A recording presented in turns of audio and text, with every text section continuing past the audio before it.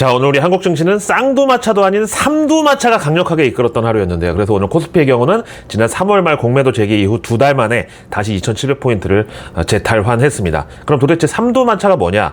당연히 엔비디아가 선두고 그 다음에 테슬라하고 한국은행 이렇게 뒤에서 쌍두마차가 밀어줘가지고 삼두마차가 이제 오늘 한국 증시 이끌었다는 건데, 일단 테슬라는 6월부터 로보택시 서비스를 드디어 개시한다고 발표하면서 투자자들의 환호를 받았고, 그 다음에 한국은행 금통위에서 예상대로 금리 인하가 나왔는데, 이제 평소 같으면 원화 가치가 떨어지는 거, 그러니까 환율이 급등하는 게 부담이었다면 이번에는 지금 워낙에 환율이 많이 떨어져 있으니까 금리 인하를 해도 여유가 있다. 그래서 이제 이거는 향후에도 이 금리 인하 카드를 몇 번 더 쓸 수 있겠다. 적어도 원화 가치 훼손, 환율 급등이라는 이 부담으로부터는 자유로울 수 있겠다. 이런 거죠. 그 다음에 이제 엔비디아 실적의 경우는 뭐 오늘 하루 종일 그 마바라들이 떠드는 거 다 보셨을 테니까 저는 저만의 관전평을 좀 전해드릴까 하는데요. 저는 이번 엔비디아 실적을 보고 갑자기 이제 엔비디아가 그 팔란티어처럼 정책 테마주로 편입될 수도 있겠다는 생각을 했는데, 일단 실적 발표 후 애프터마켓에서 5% 급등한 이유는 그 중국발 리스크를 정통으로 맞은 데이터 센터 요거 딱 하나만 빼고 다른 모든 항목들이 다 예상치를 상회하는 실적을 냈습니다. 그래서 이제 투자 심리 측면에서 보면 그 AI 테마에 대한 어떤 신선도나 아니면 뭐 매력도 이런 게 벌써 3년 차다 보니까 약간 좀 약발이 떨어진 건 사실인데, 그럼에도 불구하고 이 AI 수요는 여전히 견조하게 유지가 되고 있었다는 게 이번 실적을 통해서 증명이 됐죠. 자, 근데 이제 왜 갑자기 엔비디아를 정책 테마주라고 이제 갖다 씌우냐. 이게 오늘 그 엔비디아 실적 발표 후 컨퍼런스 콜에서 젠슨 왕이 뜬금없이 그 트럼프 행정부의 관세는 비저너리, 즉 선견지명이 있는 훌륭한 조치다, 이런 식으로 칭찬을 했어요. 그래서 저는 처음에 이거 AI로 조작된 영상인 줄 알았는데 실제로 젠슨 왕이 이렇게 얘기를 했어요. 그래서 그 트럼프 관세로 인해서 미국의 AI 패권이 강화될 수 있다, 이렇게 이제 특비 어천가를 불러 제낀 거죠. 근데 이거를 뭐 단순히 그 젠슨 왕이 트럼프 눈치 보느라고 아부를 했다, 짜옹했다라고만 볼 수가 없는 게, 이번에 젠슨 왕이 말한 소버린 AI, 이게 바로 이제 AI 주권, 뭐 이렇게 해석할 수 있는 표현인데, 그러니까 이제 한 나라의 정책이나 자원에 대한 AI 기술의 독립적인 권한을 의미합니다. 마치 이제 주권처럼요. 그래서 이제 소버린이라고 붙인 건데, 그래서 이 소버린 AI라는 개념을 처음 도입한 게 그 가트너라고 그 글로벌 테크 리서치사 중에서 원탑인 여기. 그래서 이제 소버린 AI는 각 국가가 자체 데이터와 인프라를 활용하여 그 국가나 지역의 제도, 문화, 역사, 가치관을 정확하게 이해하는 AI를 개발하고 운영하는 것을 의미한다, 이렇게 이제 개념이 되어 있는데, 그럼에도 불구하고 모든 국가가 똑같이 높은 수준의 AI 개발 및 운영 역량을 보유하는 것은 현실적으로 어렵다.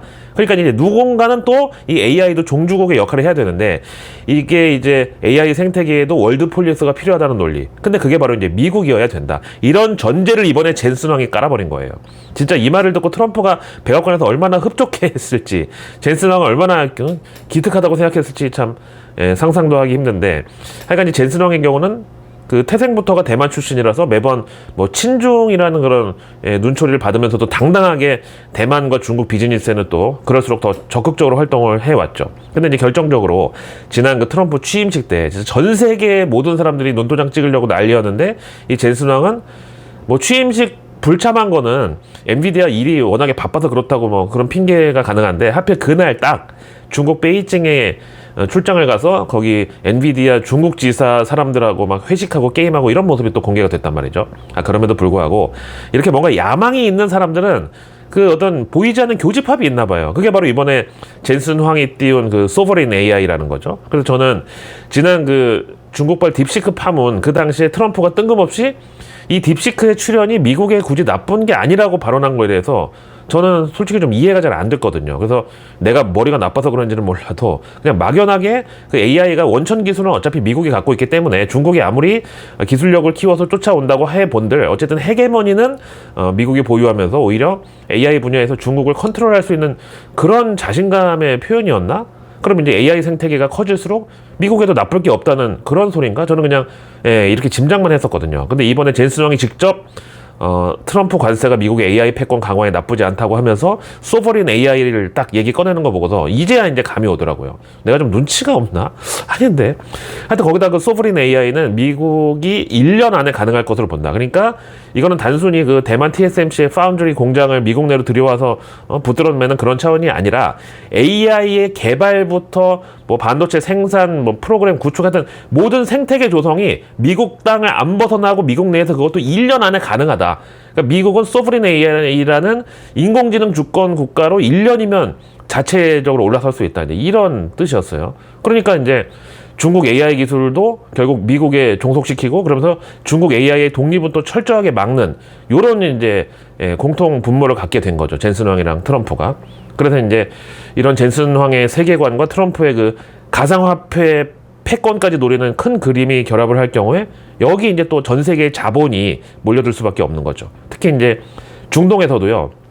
사우디, 카타르, 아랍에미리트 이렇게 조금 돈 좀 있는 이런 나라들일수록 최근 AI에 대해서 완전 진심으로 나오고 있어요. 그래서 뭐 오일머니든 아니면 중국 황사머니든 또 로스차일드 가문에서 파생된 유태인들의 자금이든 아니면 뭐 그 소프트뱅크 손정이 따라다니는 일본 엔켈이든 하여튼 뭐든지 간에 이번에 젠슨 황이 띄운 소브린 AI 여기에 따라붙을 자본들은 무한하게 이제 줄을 서게 되는 거죠. 그래서 그동안 젠슨 황이 중국 시장에 대해서 이제 절대 포기를 못 하겠다는 그런 스탠스를 이제 여러 번 대놓고 이제 공개를 한 것도 사실은 그런 중국에다가 뭐 이렇게 표현하면 조금 솔직히 과할 수 있는데 예전에 청나라 때 그 영국 놈들이 청나라 상인들이 전 세계 은화를 싹쓸이 해가니까 그걸 뺏으려고 이제 아편을 갖다가 풀어가지고 결국 아편 전쟁까지 벌어졌듯이 그런 개념으로다 젠슨 황이 지금 중국에 공들이는 거는 결국 미국의 이익에도 부합하는 이런 비즈니스였다고 이제 저는 볼 수 있습니다. 그래서 이제 이번에 엔비디아 실적이 담고 있는 제일 큰 한방은 그 AI 수요 둔화에 대한 우려가 깨끗하게 해소됐는데 그렇다고 중국 시장에 대한 의존도를 불편하게 생각하기에는 그게 이제 트럼프의 눈치가 보인다? 이제 이게 이제 해소되면서 더 이상 그럴 필요가 없다는 거예요. 그렇다고 그러면 이제 엔비디아 지금이라도 몰빵해야 되는 거 아니야? 이런 반응을 제가 우리 구독자님들한테 바라는 건 아니고요. 또 그리고 엔비디아의 AI 칩이 무슨 아편이라는 소리도 아니니까 아니 뭐 늘 그렇듯이 제가 이제 개떡같이 얘기를 해도 찰떡처럼 잘 알아들으실 것으로 이번에도 믿겠습니다. 자, 이어서 그 트럼프 행정부가 또 간밤에 반도체 특별법, 일명 칩스법이라고 했던 그 바이든 정부의 미국 내 반도체 생산 기업에 대해서 하여간 어느 나라 회사든지 미국 안에서만 반도체를 찍어내면 지원금을 주겠다는 검토하겠다고 트럼프가 또 폭탄 선언을 했습니다. 또 거기다가 미국 법원에서는 현재 트럼프 행정부의 상호 관세가 위법하다는 취지로 판결을 내려서 이게 또 파문이 일고 있어요.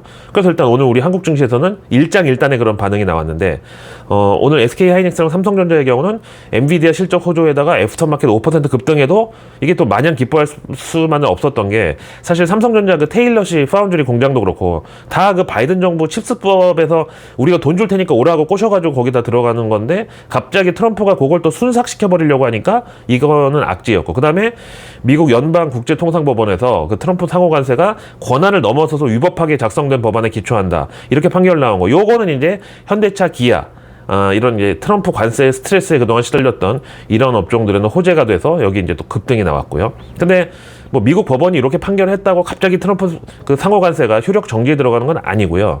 어차피 이제 연방 대법원까지 가봐야 아는 건데 또 그 연방 대법원은 대법관 9명 중에서 보수 성향이 6명이고 또 그 중에서 3명을 지난 트럼프 일기 정부 때 트럼프가 꽂은 사람들이기 때문에 요건 또 어떻게 될지 모르죠. 하여튼 근데 이 트럼프 상호 관세가 지금 법원에서 이번에 트집 잡힌 게 뭐냐면은 요게 이제 또 좀 만만치가 않아 보여요. 그러니까 트럼프의 상호 관세 부과의 근거가 바로 IEEPA 이게 우리말로 국제 비상 경제 권한법이라는 건데 여기서 규정하는 게 미국 밖에서 미국의 국가 안보와 외교 정책, 미국 경제에 대한 통상적이지 않고 특별한 위협이라고 판단되는 사안이 있을 경우에만 그 미국 대통령이 다양한 경제적 조치를 취할 권한이 발효가 된다는 건데 근데 지금까지 이 IEEPA가 발동된 국가들이 북한, 러시아, 중국, 뭐 시리아, 예멘, 콜롬비아, 아프가니스탄 뭐 이런 데였다면 이번에 트럼프는 요거를 전 세계를 대상으로 놓고 그 IEEPA를 근거로다가 관세를 전부 때려버린 거예요. 그래서 이제 미국 법원이 요게 부당하다고 판결을 때렸고요.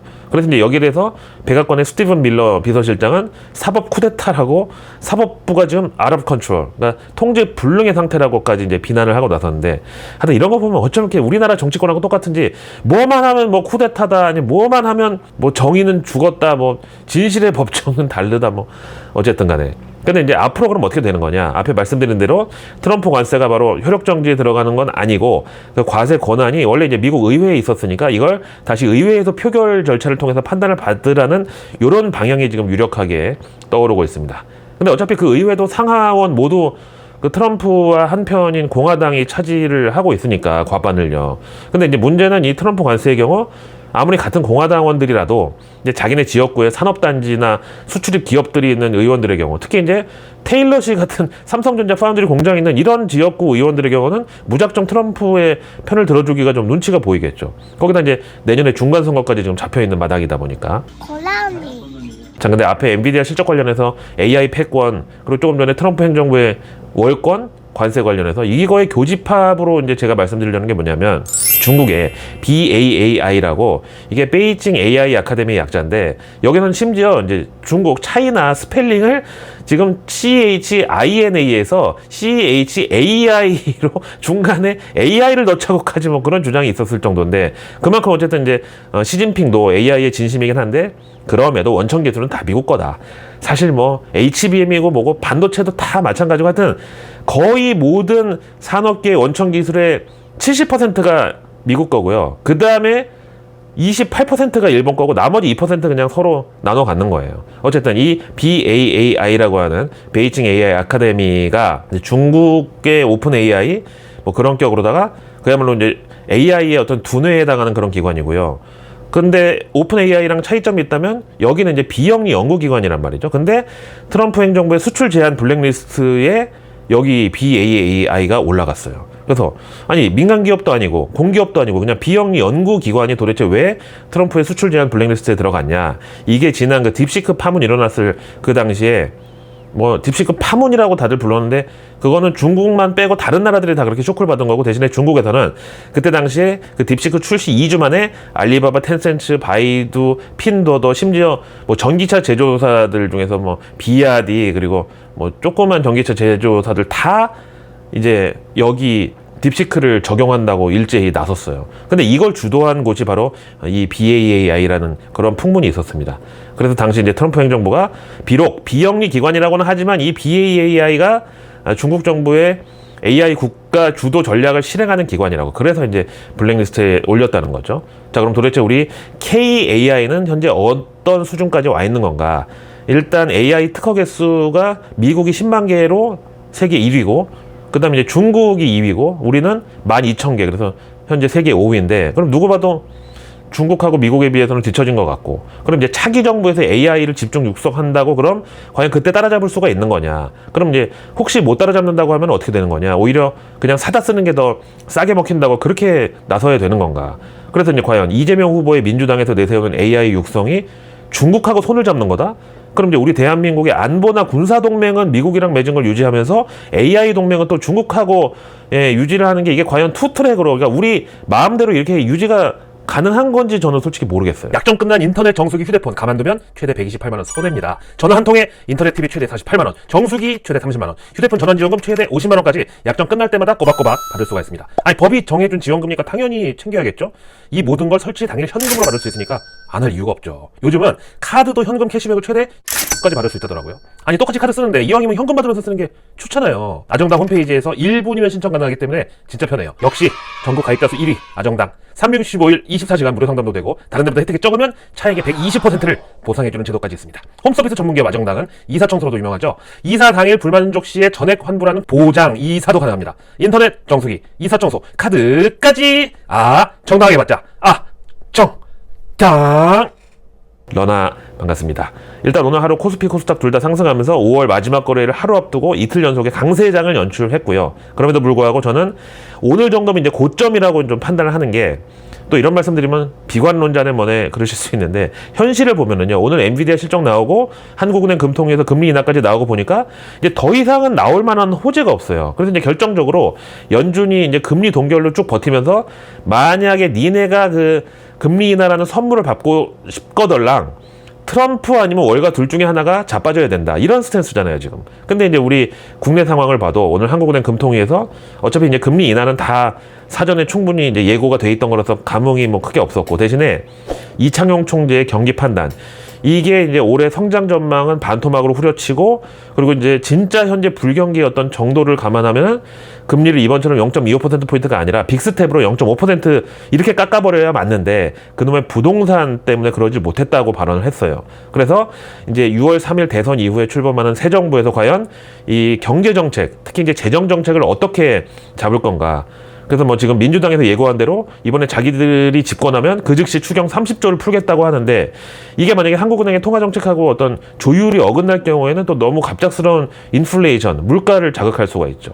그렇다고 지금 이제 골목 상권을 보면 작년 12월 초에 그 비상계엄 이후로 일단 그때 뭐 연말 특수는 다 박살이 났고, 그 다음에 이제 최근 1분기 소비 지표를 봐도 기저효과라는 게 전혀 없이 그냥 4분기 이후로 쭉 바닥을 이제 기고 있는 상황인데, 여기서 만약에 재정 확대의 강도가 너무 세게 들어가 버리면 이게 또 이제 실물 경기에 버블을 만들어낼 수가 있단 말이죠. 그래서 한국은행 이창용 총재 오늘 발언에서 이제 제가 주목했던 거는, 민간 소비의 경우는 1분기가 바닥, 그리고 건설 경기는 하반기의 바닥, 이렇게 판단한다. 그래서 이 말이 뭔지 제가 이제 곰곰이 좀 생각을 해봤는데, 이제 민간 소비는 이미 바닥을 1분기에 찍었고 지금 행락철, 휴가철 이렇게 기대하면서 이미 반등을 하고 있는데, 여기서 만약에 정부가 추경으로 또 뭐 전국민 지원금 아니면 지역 화폐 이런 걸로 돈을 살벌하게 풀어버리면 그 경기 바닥치고 올라오는 그거랑 맞물려서 물가가 급등할 수 있다는 이런 메시지를 이창용 총재가 보낸 게 아닌가 싶어요. 그리고 지금 자영업자분들 지난 코로나 때부터 계속 누적된 대출하고 이자가 거의 뭐 한계에 도달했다고 하시는데,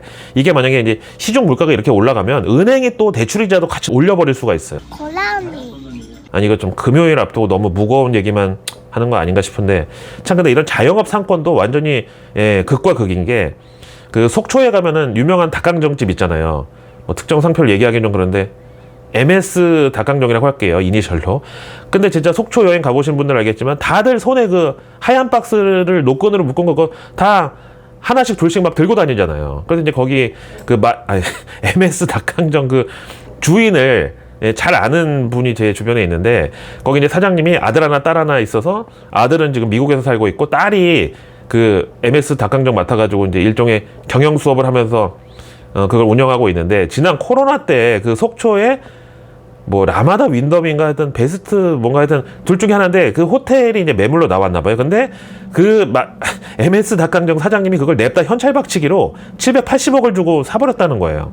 그래서 아니 닭강정이 도대체 얼마나 많이 팔렸길래 그 정도인가 참 신기하면서도, 한편으로는 이런 게 진짜 모든 자영업자분들의 로망이 아닐까. 정말 전통시장에서 점포 열어가지고 결국 해외 프랜차이즈 브랜드의 호텔을 그것도 대출 하나도 안 끼고 현금으로 그냥 딱 매입을 해버렸으니까요. 그래서 이제 저 개인적으로는 그 닭강정을 솔직히 좋아하지는 않고요. 솔직히 그 닭강정의 맛이 없기가 더 힘든 게, 아니 기름에 튀기면 뭐 신발 깔창도 맛있다고, 그 닭을 기름에 튀긴 다음에 곧바로 그 뜨거운 거를 양념에 풍덩 넣고 막 버무리는데, 그럼 양념이 사실 물엿 아니면 액상과당이 절반 이상이잖아요. 그러니까 그 뜨거운 기름에다가 물엿을 부으니까 그게 바로 이제 코팅이 되면서 당연히 먹을 때 바삭바삭하고 뭐 그렇겠죠. 근데 저는 그 닭강정을 한번 누가 먹어보려서 이제 먹어는 봤는데 너무 달고, 그 다음에 나트륨하고 진짜 당분이 거의 환장의 콜라보 수준이더라고요. 이거야말로 진짜 혈관 파괴자 느낌이 들었어요. 이제 물론 가끔 먹는 거는 이제 괜찮겠죠. 근데 이제 제가 볼 때는 거기 전통시장에 그게 좀 맞지가 않는 아이템이지 않나. 사실상 패스트푸드나 진배 없는데. 근데 이거는 뭐 제 개인 취향이니까 그러려니 하시면 될 것 같고. 그래서 이제 제가 뭐 위고비를 맡고 있지만 그럼에도 아직도 이제 뚱뚱한데, 근데 참 주변에서 저는 의외라고 하는 게, 제 몸 상태와 다르게 저는 그런 패스트푸드나 정크푸드나 탄산음료 같은 걸 거의 안 먹어요, 평소에. 그리고 일단 단 거 자체를 싫어해요. 그래서 내가 백종원 프랜차이즈를 안 가는 거예요. 왜냐면 거기는 무슨 우동부터 김치찌개 같은 고기 하든 모든 게 다 달아. 너무 달아. 과해. 그래서 저는 라면도 사실 집에서 끓여 먹어본 지가 한 3년 된 것 같고, 그 다음에 편의점 컵라면, 핫바 이런 것도 그 고등학교 때 독서실 끝나고 애들이랑 다 같이 가서 먹어본 뒤로는 거의 안 먹어봤고요. 그 다음에 콜라 사이다 이런 것도 거의 안 먹고, 뭐 피자 먹을 때 가끔 한두 모금 먹을까? 그 다음에 또 햄버거도 거의 이제 1년에 한두 번 먹을까 말까예요. 그 다음에 이제 엽떡인가? 요즘 이제 거의 뭐 기업화 됐던데, 그것도 저는 내 돈 주고는 한 번도 사 먹어본 적이 없어요. 아니 그거야말로 진짜 맵기가 거의 그 마그마 수준이던데, 진짜 화산에서 쏟아내려오는 마그마를 컵에 따라서 마시면, 근데 그게 뱃속에 들어가면 그게 과연 괜찮을까요? 아니 뭐 불닭볶음면 해외에서 대박 쳐가지고 그거 하나로 주가가 이제 저 세상 가버린 삼양라면도 삼양식품도 있지만, 사실 그 매운맛이라는 게 진짜 안 먹고 그냥 어디 손등에다가 양념을 발라도 이게 뻘겋게 부풀어 오르거든요. 근데 그걸 이제 혓바닥으로 한번 조진 다음에 뱃속에서 이제 집어넣을 경우 일종의 이제 상처라고 인식을 해서 뇌에서 이제 천연 진통제 성분인 아드레날린 같은 거 분비하는 거고, 그게 바로 이제 매운 거 먹고 나면 뭔가 개운하고 기분 좋다. 그래서 이제 또 찾게 되는 거고, 그러다 이제 중독되는 건데, 어쨌든 저는 안 먹어요. 그다음에 매운 거 그 먹을 때 같이 먹는 뭐 쿨피스 그것도 사실은 예, 전지분유하고 액상과당 덩어리잖아. 그래서 이제 주변에 보면 다이어트 한답시고 저녁에는 뭐 포케나 샐러드 같은 거 먹고 그 다음날 아침에 이제 출근길에 바로 라떼나 카푸치노 같은 거에다가 그 설탕 범벅 도너츠 아니면 그 생크림 막 범벅된 베이글을 흡입하는데 그거야말로 정말 혈관 파괴 아닌가? 그것도 그냥 공복에 먹다가 갑자기 그렇게 고칼로리 먹으면 얼마나 흡수가 또 잘 되겠어요. 그러니까 저는 그래서 일절 그런 거 안 먹는데 내 몸은 도대체 왜 이런지 결국은 허탈한 결론에 도달하네요. 하여간 그래서 결론은 뭐다? 우리 자영업자 이제 사장님들은 언젠가 나도 그 MS 닭강정 사장님처럼 일생일대 현찰박치기 한번 시원하게 할 날이 꼭 오실 거다. 그러니까 힘내시라고 이제 마무리를 할게요. 사실 그 정도는 보상이 있어야지. 제 친구도 이제 그 자동차 영업사원 하다가 뭐 잘 안 돼가지고 지금 치킨집 하는 애가 있는데 걔 팔 보면 아주 그냥 화상자국 천지야. 그 닭 튀기다가 기름 막 튀어가지고. 그리고 진짜 주말도 없고요. 아침에 그냥 눈 뜨자마자 핸드폰으로 뭐 보고 재료 주문 넣고 그러다가 가게 끝나고 이제 문 닫으면 그제서야 이제 혼자 한잔 하면서 정산하고 또 배민 리뷰에다 답글 달고 또 매출 리포트 같은 거 확인하고 진짜 하루 18시간을 일해. 그러니까 가게 매출에서 다 제하고 남는 돈이 순이익이라고 하기에는 거기에 내 인건비도 다 녹아 들어가 있잖아. 아니 만약에 남의 집 일을 그렇게 하루 18시간씩 주 6일로 하면은 68, 48, 총 108시간인데 그럼 한 500은 더 벌지 않겠어요? 그러니 거기다 젊은 날 다 바치고 평생을 진짜 가게에다 다 쏟아부었는데 나중에 70대에서 호텔 하나 현찰박치기로 매입하는 그 정도는 돼야 제대로 된 찐 보상 아니겠습니까? 고라니. 자, 오늘 외국계 리포트로 넘어가서 어제 이제 BNP 파리바에 이어서 오늘은 이제 다른 외국계 하우스들도 한국 대선에 대해서 열심히 분석하는데 먼저 골드만삭스가 한국 대선 이후 첫 해에는 항상 증시가 평균 대비 양호한 상승을 나타냈었다. 그래서 이제 후보별로 보면 세부 정책은 다소 다르지만 AI, 재생에너지 및 원자력, 조선, 방산 등 전략적 중요 산업에 대한 지지는 공통적이라고. 그래서 글로벌 수요가 증가하고 있는 이런 산업에 대한 국내 정책 지원이 강화되면 추가적인 상승 동력이 될 수 있다. 그래서 골드만삭스는 이번 이 한국 대선이라는 모멘텀만으로 코스피 12개월 목표치를 기존 2,800포인트에서 이번에 2,900포인트로 상향한다고 밝히고 여기에는 정치적 불확실성 해소뿐만 아니라 자본시장 개혁의 진전 그리고 원화 강세까지 다 반영을 한 거래요. 그래서 이제 골드만삭스는 코리아 디스카운트의 가장 큰 요인 중에 하나가 바로 낮은 배당 수익률하고 상속세. 그래서 이제 이번 대선이 이런 것들을 해소해 준다면 MSCI 선진시장 편입과 더불어서 현재 개인 투자자 비율이 전체 인구의 30%인데 이것도 더 올라갈 수 있다. 근데 난 요거를 왜 골드만삭스 입장에서 개인 투자자들 돈을 막 노리는 걸로 들리죠? 그 다음에 이제 모건 스탠리는 현재 대선 후보들에 대해서 마침 오늘 한국은행 금통위가 금리 인하를 했는데 이재명, 김문수 둘 다 직접 금리 인하 필요성을 주장한 적은 없지만 이제 이재명 후보의 경우는 과거 기준금리에 대해서 너무 부적절하게 높다 이렇게 지적한 바가 있다. 반면에 이제 김문수 후보는 당선 시에 보수적인 금리 및 물가 안정 스탠스를 취할 가능성이 높다. 그럼에도 한국은행은 당분간은 주택가격 그러니까 부동산 과열 우려에 더 집중할 것이다 이렇게 보네요. 자 이제 본격적으로 개별 종목 관련 외국계 리포트로 넘어가서 오늘 사실 엔비디아 실적 효과로 제일 큰 수혜를 본 거는 반도체가 아니라 오히려 이제 전력주들이었는데 JP모건에서 K 전력주들을 이제 종합적으로 분석합니다. 일단 대내외 요인 중에서 대외의 경우는 트럼프 관세가 다른 섹터는 몰라도 이 전력 업종에 대해서는 좀 관대할 수 있을 것 같다. 왜? 미국이 아쉬운 현실이니까. 그 다음에 이제 대내의 경우는 그 대선 후보들이 직접 T&D, 그러니까 송전하고 배전, 이쪽 투자에 대해서 모두가 관심을 보였다. 이제 이렇게 말했고, 거기다 이제 한국전력의 송배전 투자 계획이 올해랑 내년 연평균 15%씩 증가를 예상한대요. 그럼에도 JP모건은 최근 이제 주가 급등에 따라서 밸류에이션, 그러니까 실적 대비 주가가 역사적인 고점에 도달했다는 점을 들어서 현재 전력 섹터의 상승률 1위인 효성중공업보다는 그 밑에 있는 현대 일렉트릭을 최선 호주로 꼽았습니다. 그래서 각 기업별로 분석한 내용을 보면은 우선은 효성중공업의 경우는 국내 마진이 낮고 해외 수익성이 더 크기 때문에 국내 수주 확대에는 이제 소극적인데 그래서 미국 1분기 수주가 70% 연간 대비 증가했는데 이 중에서 스위치 기어가 30%를 차지했고 그 다음에 변압기 공급이 타이트한 환경이다 보니까 효성중공업의 가격 전가 협상력이 증가하는 중이고 그 다음 미국 자회사 영업이익률이 29%나 되는데 일부 주문은 30% 이상인 것들도 있다. 그 다음에 유럽의 1분기 수주 둔화는 일시적이라고 보고 2025년 올해 연간으로 소폭 성장을 또 유지할 것으로, 그 다음에 이제 LS 일렉트릭은 한국 시장 비중이 가장 크기 때문에 국내 송배전 투자 증가에 직접적 수혜 가능성이 있고, 그 다음에 이제 현대 일렉트릭의 경우는 설비 제약으로 인해서 국내 수주 증가를 수용하기 어려운 측면이 있다. 근데 이런 것 때문에 주가가 제일 안 오른 만큼 JP모건은 이 현대 일렉트릭을 최선호주로 꼽았다는 거죠. 그 다음에 이제 KB금융에 대해서는 HSBC가 시장금리 하락과 불확실성에도 불구하고 안정적인 국내 실적과 해외 손실 감소를 바탕으로 올해도 KB금융은 안정적인 실적 성장세를 유지할 걸로 전망한다. 그래서 2025년 올해 순이익은 전년 대비 7.5% 증가한 5조 4천억 원을 전망하는데, 이제 금리 하락에도 저원가성 예금 증가하고 이자 수익 자산 확대로 이자 수익은 전년 대비 3.7% 증가할 것으로 예상한다. 그 다음에 자산 건전성 리스크는 존재하지만 선제적 충당금 적립을 계속 해왔기 때문에 추가 충당금 증액 가능성은 낮다. 그 다음에 올해 총 주주 수익률, 이 TSR의 경우는 작년 39.8%에서 이번에 48%까지 올라갈 전망인데, 방법은 현금 배당, 자사주 매입, 그리고 자사주 소각 같은 수단으로. 그래서 KB금융 목표가를 기존 11만 9천 원에서 이번에 12만 원으로 상향하고 투자 의견은 당연히 매수입니다. 그래서 내일 뉴스는 내일 보면 너무너무 늦습니다.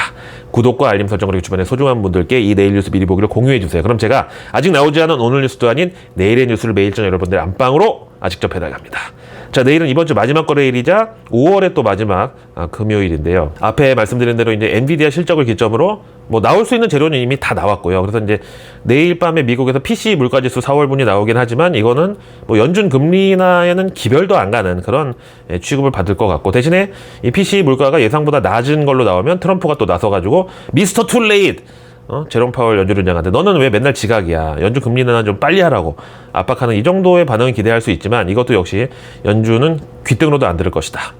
그 다음에 이제 내일 미국에서 ASCO, 그 임상 종양학회가 열리는데 여기 K바이오 업체들도 참여하고요. 그 다음에 내일 MSCI 리밸런싱이 이제 개시되는데 뭐 편출 종목은 이미 다 증시에 선반영이 됐고, 그 다음에 내일 이제 우리 경제지표는 4월 산업활동 동향하고 관광통계. 참 여기서 산업활동이야 뭐 수출이 어차피 역대 최고치로 지금 잘 우리를 먹여 살리는 중이니까 걱정이 없는데, 관광통계에서 국내 관광 이쪽이 또 걱정이에요. 사실 요즘 제주도도 뭐 단체는 전부 중국인밖에 없고 한국 사람들은 일본으로 또 많이들 가버리니까 제주도 상권도 요즘 별로 좋지가 않다고 합니다. 아니 이제 비행기 시간으로는 뭐 일본이나 제주도나 뭐 시간이 크게 차이는 안 나는데 결정적으로 기후는 비슷한데 왜 사람들이 제주도보다 일본을 더 좋아할까요? 이거는 사실 뭐 우리 같은 수요자가 아닌 그 제주도에 계시는 그 공급자, 서비스 산업에 현재 종사하고 있는 분들이 더 답을 아실 거라고 생각하는데, 자 어쨌든 오늘 하루도 고생 많으셨고요. 저는 내일의 내일 뉴스를 또 들고 다시 찾아뵙겠습니다. I'm your analyst. 런던 고라니 김희욱이었습니다.